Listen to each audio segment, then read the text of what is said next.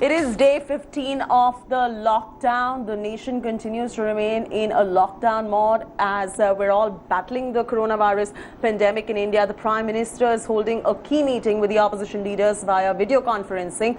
India Today is the only channel to get you the inside track of the crucial meeting that is underway.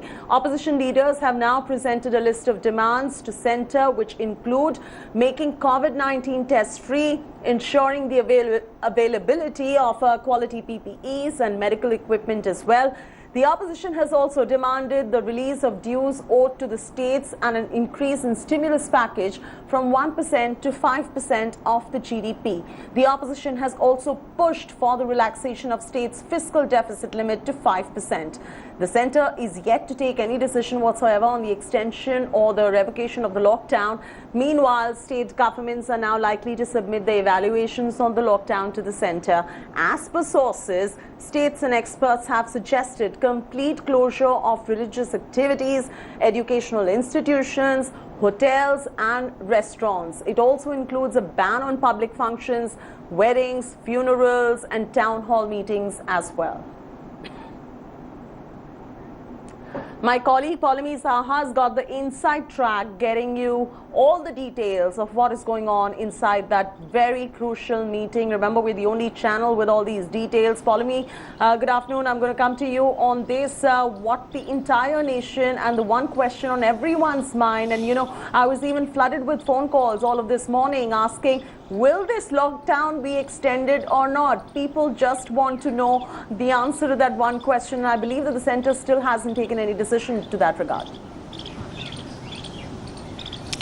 Right. Good afternoon, Chaiti. The centre hasn't taken a decision in this regard, but a lot of state governments, a lot of experts have come forward with the opinion that indeed there should be an extension of lockdown, that now is not the right time to lift the lockdown in its entirety because we're still grappling with a situation which continues to be very, very critical. We are somewhere at the cusp of stage 3. And if we indeed were to spill over into stage 3, then it could be catastrophic in the kind of outbreak that we would see. So far, we've been able to contain the outbreak to a very, very large extent simply because of the lockdown, because people have been compelled to maintain social distancing. And many state chief ministers have now conveyed this view to the Prime Minister himself in their conversations with him over the phone and through the video conference that he had just a few days ago with the state chief ministers. They've told him that an extension of the lockdown is the only prudent solution at the moment. These suggestions have been sought from the various state chief ministers. They've been asked as to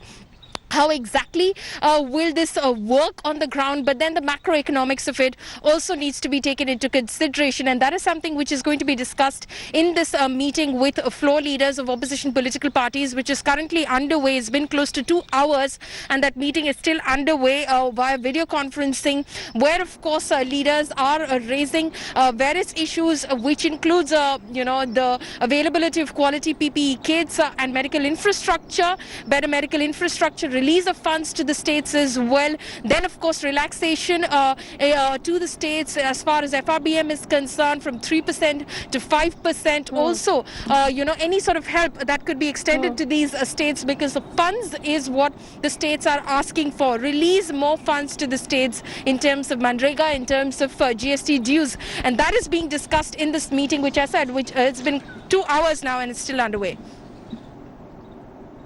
Right. Paulami, you also put forth the demands that is coming in from the state governments at this moment to the centre. Certain key states asking for an extension of a lockdown as well, and certain very specific demands that are coming in from the opposition parties. If you could walk our viewers through the number of opposition parties and who these, which parties are present at that meeting and what their specific demands from the centre are at this point.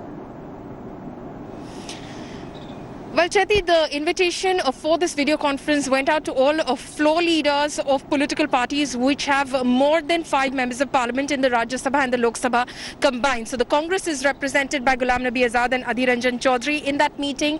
Trinamool Congress's Shudhi Bandyopadhyay is in that meeting. From the DMK, it's TR Balu. From AIDMK, it's Navneet Krishnan. BJD is also represented by Mr. Pinaki Mishra in the Lok Sabha, and of course Mr. Prasanna Acharya from the Rajya Sabha, as well as from the JDU. We know that Mr. RCP Singh is present in that meeting. From the Samajwadi Party, it's Professor Ram Gopal Yadav, and then of course from the BSP, it's Danish Ali and Satish Chandra Mishra. These are just some of the leaders. NCP Supremo Sharad Pawar is in that meeting as well. So most political parties who have members of parliament, more than 5 members of parliament in the Lok Sabha and the Rajya Sabha combined, are in that meeting. Some of course were resisting earlier, like the Trinamool Congress, because their contention was that the Prime Minister chose to engage with the opposition parties a little late in the day after he had engaged with other stakeholders who are not so important as public representatives could possibly be in this battle against Covid-19.